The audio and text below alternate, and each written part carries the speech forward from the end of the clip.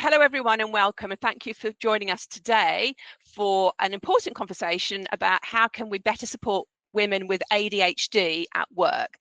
Most of you know me, but I'm Anthea Maris. I'm the Project Director for the Construction Inclusion Coalition, and I'm thrilled to be hosting this session because this is a topic that probably isn't talked about nearly enough, especially in a predominantly male industry like ours. So today we're joined with a truly inspirational guest, Angela Mansell. Angela is Managing Director of Mansell Building Solutions, a leader in the construction sector and an advocate for neurodiversity in the workplace. Angela has ADHD herself and has been speaking candidly on LinkedIn. I've seen a lot on LinkedIn, but I know you speak at all sorts of forums, Angela, about your own experiences, about both the challenges and the strength that it's brought to her career. So what we want to do today in an interview type format is to explore how ADHD shows up and how it shows up differently in women, what it means in the work environment, and what leaders, teams and organizations can do to better support neurodiverse people, and specifically today we're talking about neurodiverse women, especially in our industry. And as I mentioned earlier, we've got time for questions at the end, so please feel free to drop them in the chat box during the session, and we'll come back to them at the end. So that's the introduction. Angela, thank you so much for joining us, and let's just get started. And can you just start by telling us a little bit about your journey into construction and how ADHD became part of that journey? Yeah, of course. Hi there, everybody. So first things first, I've just given Anthea a heart attack because I've literally only just come on this call, and therein lies one of my kind of first things for me personally that links into ADHD, because I am always on the last minute, if not always late, and then I always faff about with technology and don't really know what I'm doing. So I'll come back to that, hold that thought, but it made me smile as I came on. I was like, gosh, this is just classic. Anyway, thanks everyone for joining. So I'm Angela Mansell. I'm MD of Mansell Building Solutions. So we're a specialist contractor, family owned and run. Me and my sister own our business, and we are an MMC specialist based in Greater Manchester. We're the only MMC factory currently sat within the GM boroughs. My road into construction started back in 2002. So I joined my dad's business after I'd graduated from uni, and I'd got a history degree. I worked in the sales and marketing role for Air Tours, the holiday company, when I graduated. And Al Qaeda and planes hitting the Twin Towers disrupted that start to my career. And at that point, I'd just got married. I had just bought a house, and my world went into free fall because everyone stopped traveling, and I wasn't sure how I was going to pay my mortgage. At that point, my dad said to me, you know what, I know I've always said that construction isn't a place for women, but you know, our business is growing and things are changing. I'm seeing a lot more girl QSs on site, so I think you'll be all right. Come and join me and we'll take it from there. He wasn't a chauvinist. What he really was a protective father. What he really meant by that was, it's not a very nice and inclusive place to work, construction, and I'd really rather protect you from some of what was going on back in the late 90s and early 2000s. So I joined him. I took on a procurement role in 2002. Which was basically shopping for a living in my head. You know, there isn't a lot of difference between bags of plaster and plasterboard and buying jeans, as far as I could see. So I threw myself wholeheartedly into his business, and you know, my curiosity, my creativity, my problem solving skills, even then, you know, just kind of shoving my nose into all sorts of different things and asking why an awful lot, kind of took me through and really kind of progressed me into the business and into the world of construction. And then kind of off the back of that, I developed into more of an ops role with my dad.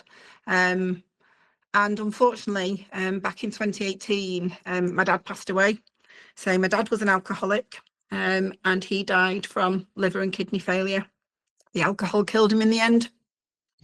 And so off the back of that, me and my sister fully inherited the business, and we're taking on our lap of the relay now with our business. So that was kind of my entry into construction.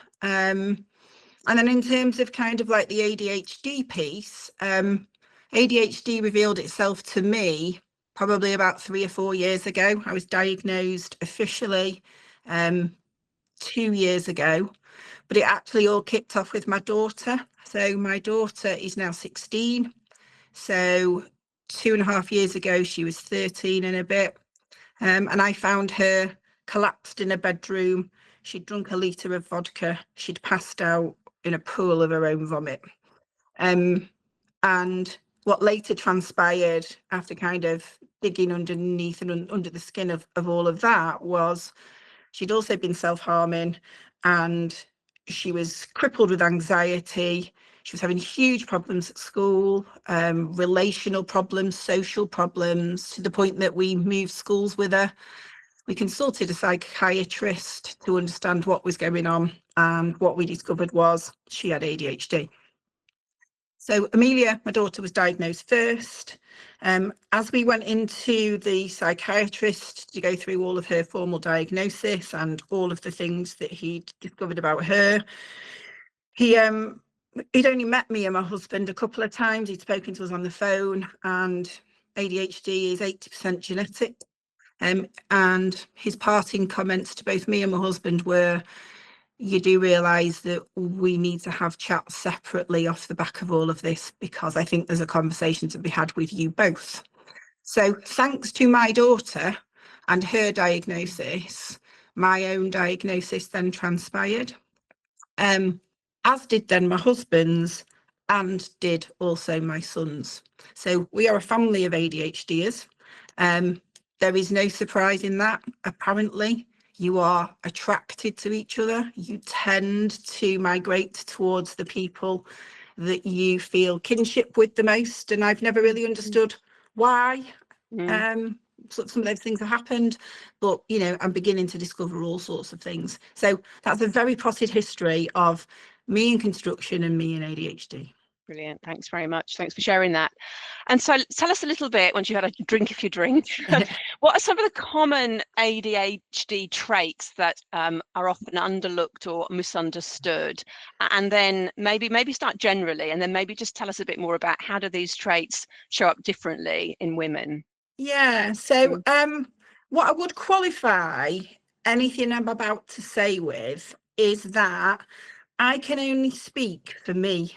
I can only speak for how ADHD touches my world, how my brain works. And what I'm learning as I move through all of this is that, you know, this stuff is so varied. To be able to sit here and say ADHD looks like this or ADHD is that, it is a very, very personal thing. So I am not here to preach to people and say, you know, this is how it is. Well, this is how it is for me, and that's all I can speak about.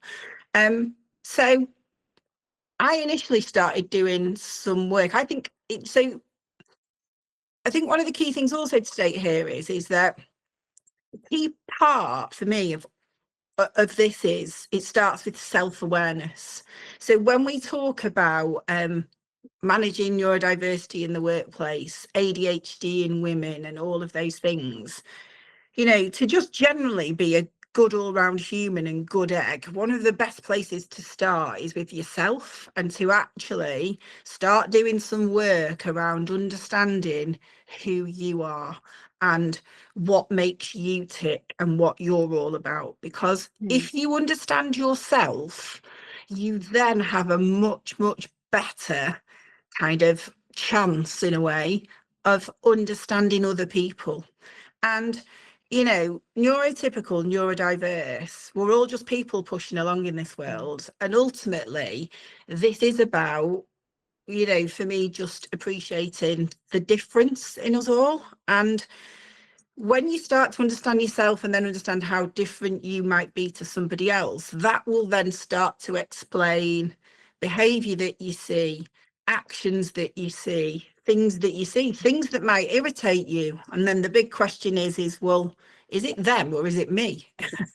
So I'm coming from a place of kind of, you know, for me, ADHD shows up in a kind of unusual way.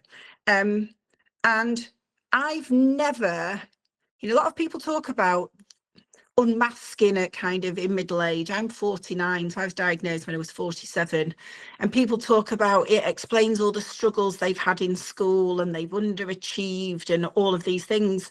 I never experienced any of those things. I was the high achiever, straight A student. I always knew I was different though, but I didn't really understand why I was different. In my own way, I felt a little bit like those of you who might be football fans. I felt a little bit like Jose Mourinho in that I did see myself as a bit of a kind of special one, and I never really knew why. So for me, ADHD shows up internally. So my hyperactivity is in my brain. My brain never stops. I have a million thoughts all the time. It is, people talk about like being on a computer and having tab after tab after tab open, and that's how my brain feels. It works fast. I work at a very, very fast pace. People struggle to keep up with me. But I loved learning. I had a thirst for knowledge. And when I really was engaged with something, and when I am engaged with something, I can absolutely hyper focus. I am all over things like a rash. So I really like problem solving. I like exceeding targets. So some of that kind of links into gamifying things. So I was only having a conversation with my business coach yesterday, and we always end up back at numbers and financials, and numbers bore me rigid. I am just so not interested in numbers. But if you flip something around and give me a target and, sort of turn things around and go, right, you've got a target to, I don't know, cash flow at the moment is a massive issue in construction. So, collect another £250,000 in before the end of the year. I'm then creating and solving that problem and coming up with all the different creative ways of how can I do that? And then it becomes a target, then numbers become interesting. So kind of the hyper focus thing, internal hyperactivity is there. But then I do struggle socially. So from a kind of friendship point of view, I have lots of acquaintances. I can walk into a room and network and get to know people. But it is like wearing a mask, and it is really hard work when I'm trying to build rapport, mirror behavior. I've got kind of thoughts running through my brain all about, do they like me? People pleasing definitely sits within kind of my frame of reference. So, that kind of friendships and social interaction doesn't naturally come to me. I find it very difficult, and then it wears me out, and then I have to just go and sit in a quiet room and find some space. So yeah, that's kind of how it shows up for me. One of the things I would say is I've started to do lots of reading. So I read a lot of stuff on LinkedIn. I follow different people. I listen to podcasts. I've read quite a few kind of books. One of the books that struck me around sort of some of this topic was by an American psychiatrist called Dr. Daniel Amen. And he talks about largely 7 different presentations of ADHD. And I think if you understand, and again, even that, there will be float between all of those because nothing is the same. But if you understand that there's potentially 7 different presentations, you can then begin to work out kind of maybe where you sit. So in our house, all 4 of us have a different presentation. So I think it's important to understand that ADHD isn't just one thing, So yeah. So what was the other part of the question, Anthea? I can't remember. It was how does ADHD show up slightly differently, do you think, in women than men? Because I keep hearing it's different. Well, I think probably the main thing, again, from what I've learned in my own house, is the main thing that massively interplays with ADHD and how good or bad your kind of symptoms and sort of how your thoughts and feelings run is it's impacted massively by hormones. It's impacted massively by estrogen levels. So your ADHD symptoms will be worse when your estrogen levels drop. So it was no surprise that my daughter was diagnosed just after she'd started her periods. And it was also no surprise that I was diagnosed as I was working through perimenopause and menopause. So the interplay for women, I think, with hormones and how it affects how ADHD shows up every day in your life, I think that's probably the biggest things. Yeah. Okay. And that's for me at a time when menopause anyway is going to affect things like brain fog. It's going to affect your emotions, and it's going to affect overwhelm. It's naturally doing that potentially for neurotypical people. So if you then overlay ADHD on top of that, it heightens all of that. Yeah. Great. Thank you. So let's move on a little bit just to talk about what impact ADHD has had on you, and I guess in the workplace and working in our industry. So were there any moments in your career where ADHD have created either unexpected challenges or surprising advantages?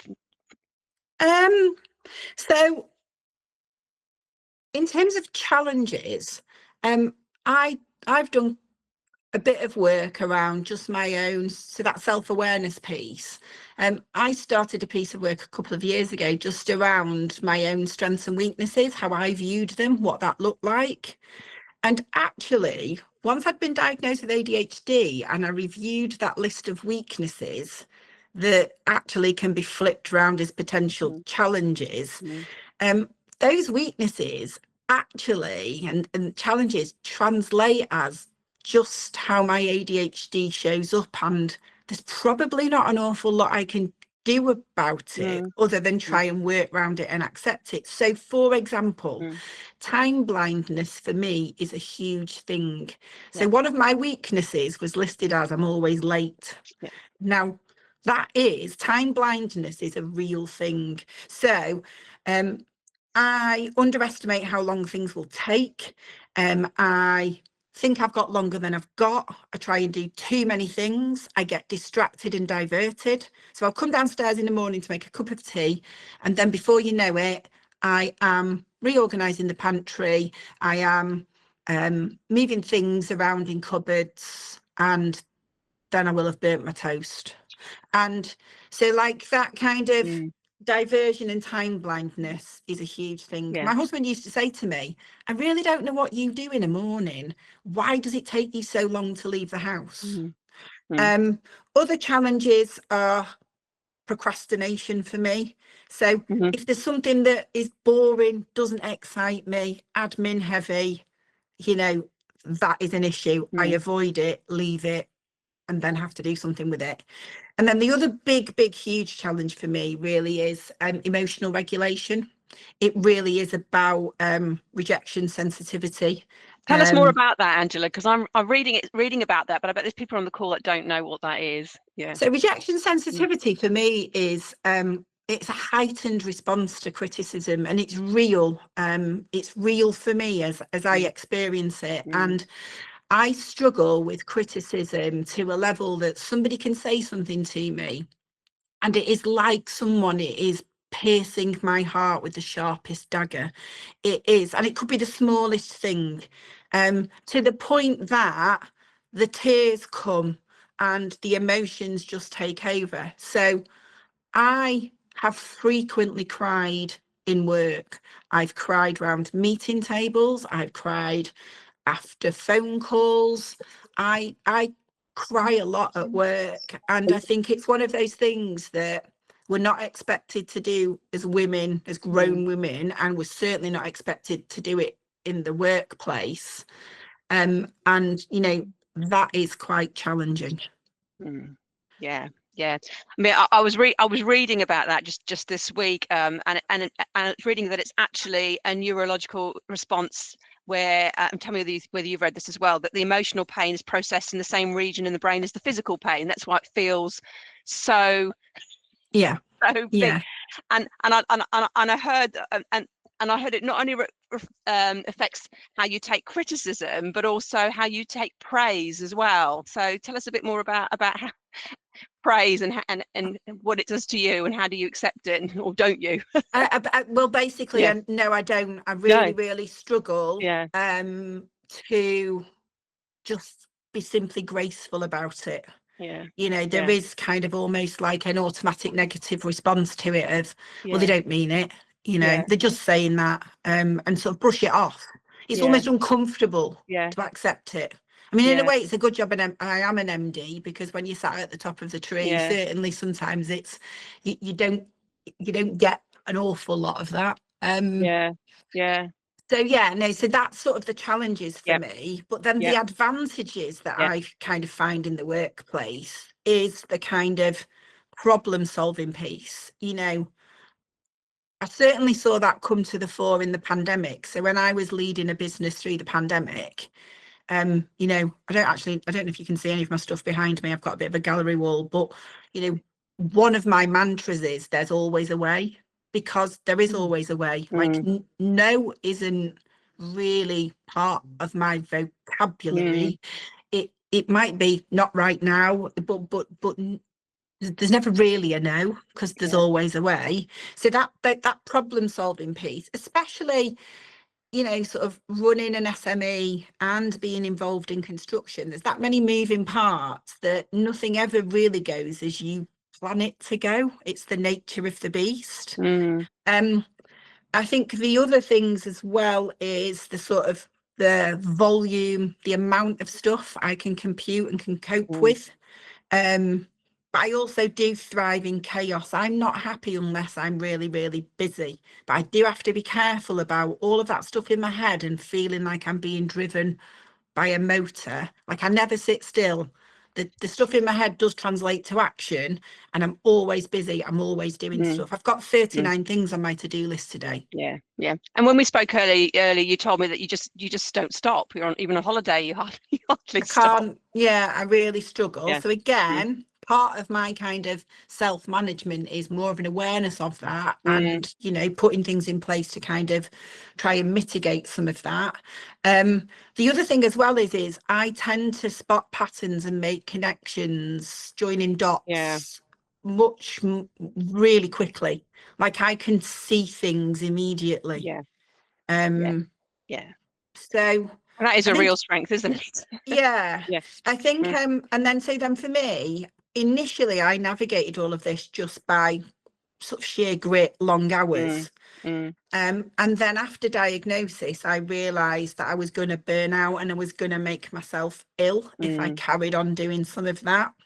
So, you know, realizing that, for example, I'm full of bright ideas, but I know that I really struggle translating ideas into action plans and actual effective to sort of deliver effective outcomes. And then I get frustrated. So understanding that I need structure and support, understanding that I really didn't like going into meetings if I didn't know what was going to happen, because there's an element of preparedness. So there's nothing wrong ahead of time for every meeting that you're in, asking for an agenda. What are we going to talk about? Just let me know. I don't like to be caught on the spot. I'd rather, even if it was only for 5 minutes before I walk into a meeting, just get my brain into gear of, oh, this is what we're talking about and this is what I can bring. Also just allowing time and space to just do a bit more thinking and less doing, and actually putting it in my diary as an activity. You know, thinking time is a real thing. And then also balancing out what the things I struggle with people who can do that. So what was game changing for me has been bringing an executive assistant into our business. So I have got somebody who is literally my right hand person helping me with a lot of this stuff that I struggle with. So she helps me stay on track. If I'm over running in a meeting, she'll come and knock on and she'll go, you know, you need to be finishing up. She reminds me about actions I've got to do, anything that's detail heavy on follow-up, she's got it. So she's like my extra eyes and ears. So another thing I really struggle with is names and faces. So I will have met people before and they will say to me, hi, how are you doing? And I just absolutely blank. I absolutely do not remember who they are, what we spoke about, and they have to remind me. And I've now got to the point where I don't get embarrassed. I just say, you know, it isn't personal. I have ADHD and I can't remember names and faces. Great, thanks for that. So let's move on. You've given some hints there, but let's move on to how we can make our workplaces more inclusive of people with ADHD. And what sort of flexibility or accommodations I mean, you've talked about your PA, but talk about people who don't have a PA. How can their colleagues, their managers, their teams help support them if they've got ADHD? So I think when we first spoke, Anthea, I think one Mm. of the biggest things to understand here is, like, I don't need fixing. This isn't about fixing broken people or fixing different people so that they become more like you. It's the acceptance of difference. Yeah. And I think it is about trying to get to a place where, I think the other big thing is trying to get to a place of understanding people's needs. So to understand what people need, they need to understand it themselves first. So that trying to foster a culture in a workplace, or even just within your own space around your own self-awareness, that where I started, then links back into how to make places more inclusive. So it is about watching, listening, just looking for some of the indicators of somebody's always late, somebody has got issues with attendance, and so at the moment my daughter's not gone into school sort of this morning. She is overwhelmed, she's sort of highly stimulated, she's almost at half term, she was supposed to be in at 8:30, she's not going to go until 11. Now we know how to regulate and what she needs, but if you start to see some of these things in work, don't just automatically jump to a place of negativity, but it's kind of trying to dig behind, try and understand the why, and never just assume somebody's always late because they're a bad person. You know what I mean? It's not really about that. I think it's also not just taking things at face value. So certainly women with ADHD, me, like, unless I told you, most people wouldn't have a clue that I have ADHD. People are surprised when I tell them, because I look organised, I look like I'm high performing and high functioning, but I'm just working twice as hard to keep up with my own brain and the rest of the world. I also think the piece around understanding people's emotional responses, like why, certainly in construction, why is somebody emotional? What is that about? Why does even sort of moving into the space of not just sort of gender specific, but why does that young lad on site, the young apprentice, why does he flare up? Why does he get really angry? What is that about? Because some of that stuff potentially sits there as ADHD, and it's as much trying to get behind the behaviours and just identify them first of all before you start trying to make accommodations. Yeah. Get to know your team really well. Absolutely. So it is all about that kind of clarity and trust building. And I think the biggest place for me is I think everybody, there seems to be a big kind of movement. There seems to be, well, the new industry in ADHD, clearly, and there's a lot of people out there sort of giving talks and training and inclusivity training and accommodations. And for me, that all misses the point. It starts with your own personal values and your culture as an individual, and then it spreads out into the culture of the organization that you work within, because it's about creating clarity and trust. Communication lies at the root of most of this. And what about, I'm just thinking about, my background's in HR, and we're all for making sure that we encourage people to give and receive feedback. It's a big part of it.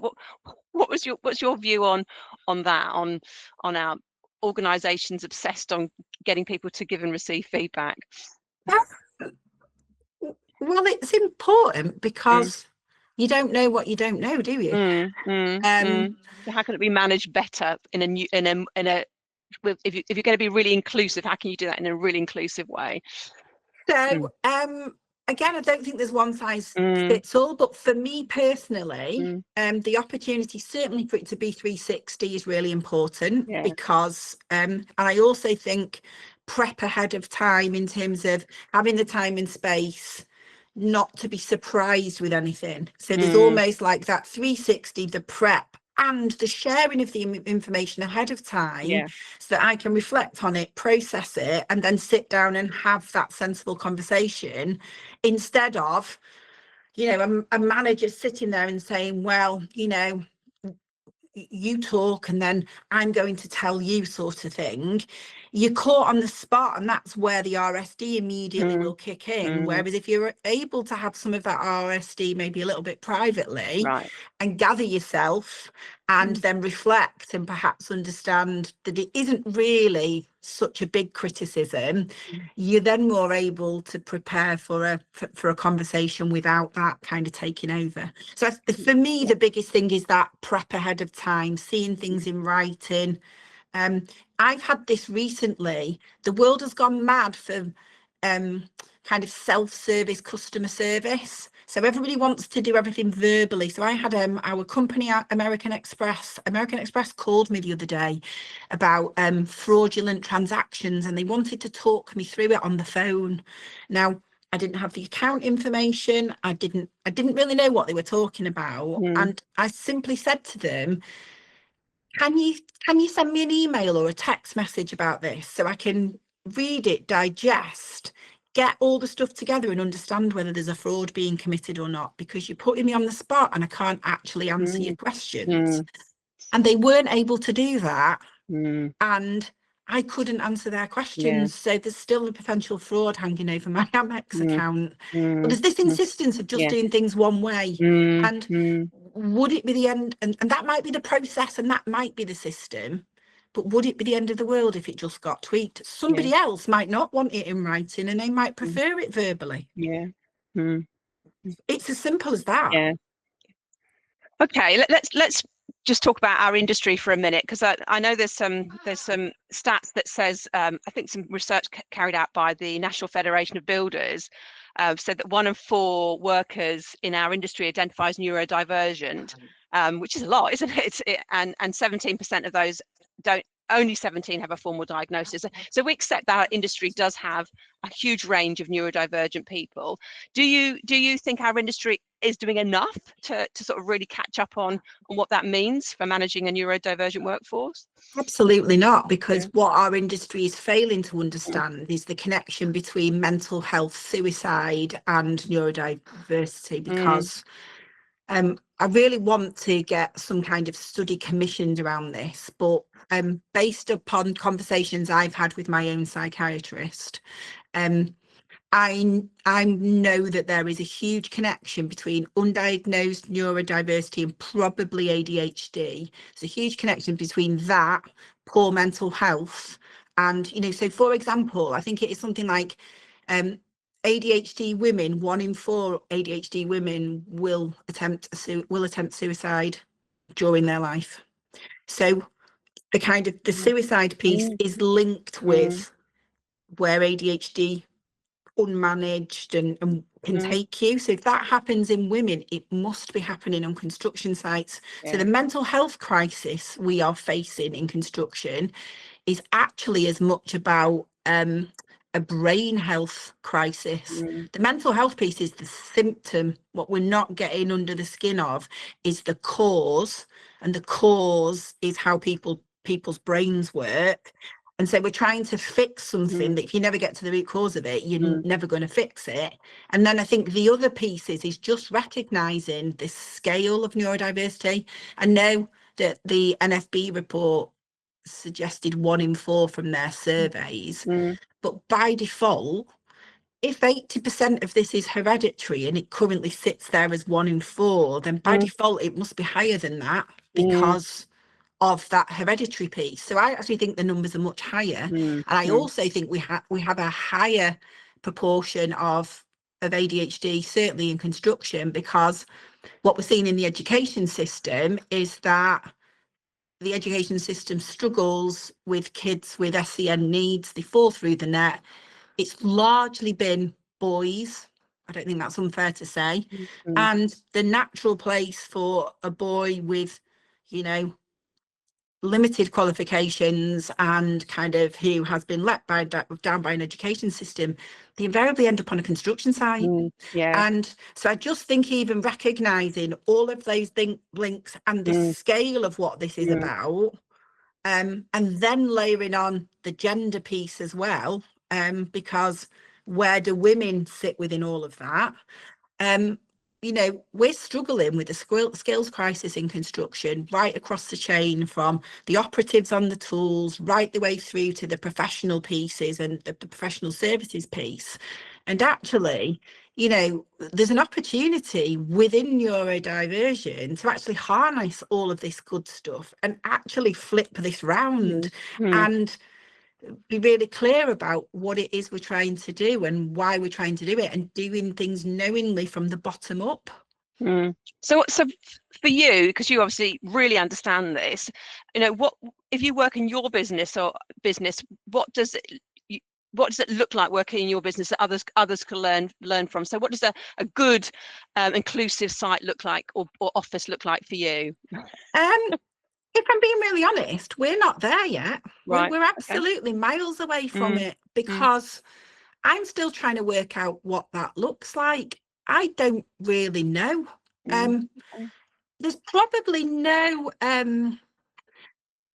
what I would say is there must be a link between where I've ended up with what the natural outputs will be. So we are moving part of construction and part of building to a factory.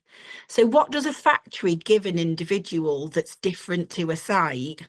Well, what it gives somebody is regular processes that are clear, that are repetitive, that there's limited change, there's limited disruption, that you know, an operative working in our factory is, certainly with ADHD, and again, once you know what you know about ADHD, I see it everywhere, and I reckon at least 2/3 of our operatives in our factory have ADHD, just by the behaviours that they demonstrate. But that work environment where it's not chaotic, it's set, it's fixed, and they can thrive within kind of that atmosphere. Whereas if you compared that to site changes every day. Site changes hour to hour, because of all the interplays and the sequencing that is so, people are so reliant on each other and on so many things happening together. So I can definitely see how that shift to kind of that regularized, regulated, you know, just keeping things calm, that definitely helps individuals with ADHD for sure. But what does it look like? I've not got, I really don't know at the moment, Anthea. Okay. Right. Well, we've actually got quite a few questions from the audience, and I'd like to get time for some of those. So let's have a look. I mean, first of all, looking at the chat box, a lot of people are saying what you're saying is very relatable, both to some of the people on the call and to people who've got kids with ADHD. So that's great. So there's a couple of questions here. We've got one here. Is there any advice you can give to others who struggle with hyperactive crying response? How do you deal with hyperactive crying response yourself? Just do it. It's you. Like what and you know, it's like in terms of I cry a lot. And looking back, my mum always said to me, I used to cry when I was a child a lot. I used to cry in public. I remember crying in the middle of Marks and Spencer's. And I don't know why I was crying, but what would I do to manage it? Well, don't manage it. It's you. It's what you do. Like, I think you've got to be quite comfortable in your own skin to do that. But you know, stop trying to be the square peg being bashed into a round hole. Like, my daughter cried in business studies yesterday because she'd received some big long Teams message from somebody that just overwhelmed her. And she knew why she was crying. And it's sort of like, and she was able to say to the teacher, this is all just too much. Can I just have some time away? It is. I think that part of regulation is that what are the things that are going to help you in the moment? I do find removing myself and stepping out. I do find just having some time and space on my own, just breathing, some box breaths, or 5, 4, 3, 2, 1, just 5 things I can see, 4 things I can touch, just trying to then just regulate my immediate kind of physiology. That definitely helps. But yeah, I mean, don't fight it. Okay, and another one for you. Angela, do you struggle with people trying to help you? Do you see this as criticism? Does it make you feel uncomfortable or feel like you're failing or even seen as stupid? Probably the other way round. I didn't ask for help for far too long because I saw asking for help as a sign of weakness. I thought I was supposed to be able to do everything. And recognizing that strengths and weaknesses list and recognizing that those things were just part of how my brain worked, and I either needed to find some workarounds or I needed to find somebody who could do that better than I could, was kind of like quite a life changing sort of piece for me. I suppose I am a fairly strong character, so I'm not sure many people would be trying to do that with me, but that's probably more my nature than anything else. And what advice would you maybe give to somebody who's not such a strong character or more junior in their career with it? I think it comes back to that self-awareness piece. I think once you understand, if you can begin to understand yourself. I remember being in some therapy, because what kicked all of this off for me in terms of my own self-awareness piece was after my dad died, I did some therapy around trauma, because there is a link between trauma and ADHD. And for me, the trauma came before the ADHD. And that's because your brain craves dopamine. So addiction is highly linked to ADHD. So I suspect, I could never really understood why my dad drank. And now knowing what I know, I suspect he was ADHD and his alcoholism was linked to his dopamine seeking behaviours. So I did some trauma therapy off the back of sort of his passing and all of that piece. And one of the most important things I learned in that was it's okay to ask for what you need. But for you to be able to ask for what you need to understand what it is you need in the first place. So I think it is some of those really, really kind of early building blocks that goes, what is it that I need, and being comfortable enough to then tell people what you need so that you then avoid that situation. You're speaking up first. You can be clearer around who you are and what it is you need. Okay, good. I've got a question around procrastination. Can you offer any advice on procrastination and putting ideas into action, etc.? So for me, I have to gamify things. I use timers quite a bit during the day, because if there is a stack of stuff that I am putting off, if I turn it into a game and with a reward at the end of it. So, right, there's 6 things there to do, 6 pieces of admin. If you get those done in 20 minutes, you can go and have 2 chocolate biscuits. Then there is the kind of, I'll get the sugar rush, the dopamine hit off gamifying kind of that behavior. So I tend to do it with setting myself little mini challenges like that. Or just give it someone else who's better at it if you're in that fortunate position that you can. Yeah, good advice. Good. I've got one from Katie. She says that have you had issues with neurotypical people not understanding your challenges and being quite dismissive? And how do you deal with that when neurotypical people just don't get it? So that's the classic, oh, we're all just a bit ADHD, aren't we? We're all on the spectrum somewhere. I've said that before. Sorry? I've said that before. Yeah. Yeah, we are all on the spectrum somewhere. It just depends which one, because there is more than one.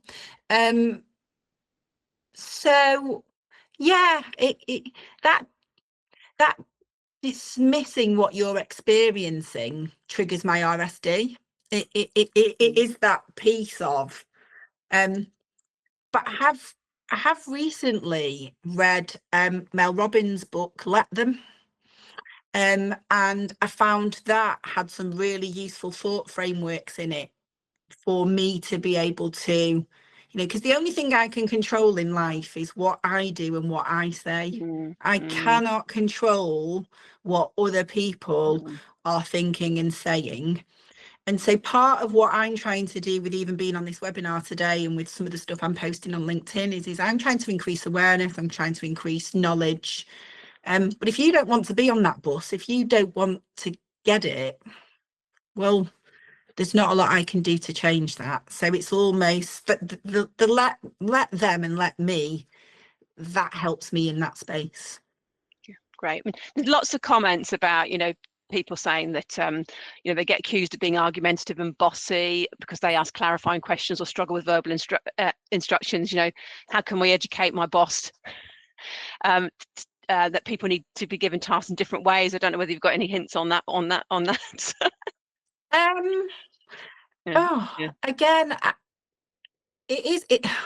haven't really, because that is the boss's problem, isn't it? You know what I mean? And you know, I don't know, go and find a better boss. Like, and it's flippant, and I'm not trying to be flippant, but I do think if there is that disconnect, you need to find that culture in those people who are kind of more aligned with where you're sat. So I've started a piece of work for me personally and with our leadership team all around sort of trying to create a sense of psychological safety and trust where we can share things about ourselves. So I've created a manual of me. So I've created on a couple of pieces of paper the way I like to work, some of the stuff I've got going on in the background, you know, just that stuff that you maybe ordinarily wouldn't share. And I think if we start that as a leadership piece and then we start to share it with the wider team, I want to build a sense of psychological safety so that everybody ends up with a manual of me, because you then get to a place of it's just clearer to understand people rather than guessing. And then they understand themselves as part of that process of developing that kind of manual of me piece. Great idea, and I see some nice little love hearts coming up there. And I've got a comment from Rob, who says, I've probably been very ignorant over the years regarding neurodiversity until recently, when a colleague opened up about their ADHD from their conversations with me. I've started to question my own behaviours, and I've always felt different growing up. But I think that there's a point there about, you know, and you've said this, some people, we need to start the conversation. We need to tell people what's going on for us, and hopefully the person that your manager will listen and accommodate or understand what your manual of me, what needs to be true for you. Yes. But if they don't, then you have to make your own decision around. Absolutely. Yeah. What else have we got here? Let's have a look. Just think there might be a few more here. More of a statement than a question. I can sometimes be seen to be impulsive in decision making because answers come very quickly because my mind works like a Ferrari. What's wrong? Nothing wrong with that whatsoever. The world needs to catch up with us. Yeah. She says, having a fast working brain is brilliant, but it can be seen as I'm not thinking things through properly enough or thoroughly. Have you experienced this? Yeah, and actually this is something that happens for me. I question myself if I make a mistake. I question my decision making process. But you know, there's sort of some of the key entrepreneurs out there in the world, Stephen Bartlett being one of them, talks very much about failing faster. Because the faster you fail, the faster you're going to succeed. So as long as you understand, if you've made like that kind of the person who's just commented there, I'm sorry you didn't say their name. Katie, that was Katie. Yeah, so you know, there's nothing wrong with making quick decisions, as long as, if sometimes they're not the right decisions, you reflect on them, you learn from them, and you move forward. Like, that's okay. Just fail, like that means you're going to fail faster and get there quicker. Great. Katie, so in terms of impulsivity, that's a really another interesting piece. So that impulsivity features massively in my world. So for me, that is all about dopamine seeking behavior, and my impulsivity is online shopping and booking holidays. Angela, Katie's asking, could you send us a list of books that you found useful or a list of people on LinkedIn to follow? Do you think? Yeah, I can certainly do that. Yeah. I can't do it off the top of my No, head because I don't work like that. But yeah, I can Yeah. certainly pull something together and give you some idea of That would be where I'm at, and yeah. Brilliant, thank you. So we're nearly running out of time. So maybe we just end with one final thought. You know, one final thought about what people on this call can do today to make to be more inclusive and to make their teams more inclusive. But what's maybe one final tip you've got for people listening? I think it is that being inquisitive. So if there's one change within the workplace that people can make, it's really simple. It's that asking the open question of what is it that you need to work at your best? And then when you've got the answer to that question, begin the follow through. You know, it isn't about policies and training. It is about communication. It's about listening, clarity, and trust. And if that's the one thing that you do, that will start to open this up. Brilliant. Thank you so much. Well, we are nearly out of time, so all that remains for me to say is thank you so much. I think this talk, I'm seeing all the love hearts coming now, there's so many people who resonate with what you're saying, so many people who are learning about how to be better managers and colleagues to people in their teams. It's really interesting to hear your journey. So thank you so much for spending the time. Yeah. Can I also just say to everybody, please do connect with me on LinkedIn. And if you want to message me and you want to kind of continue, if you've got other questions or whatever, if I can help, I'll do my best. Brilliant. Thank you so much. Thank you. So thank you, everybody. I hope you've all enjoyed it. And thank you again, Angela. And we will see you all, the coalition members, soon. And Angela, thanks again.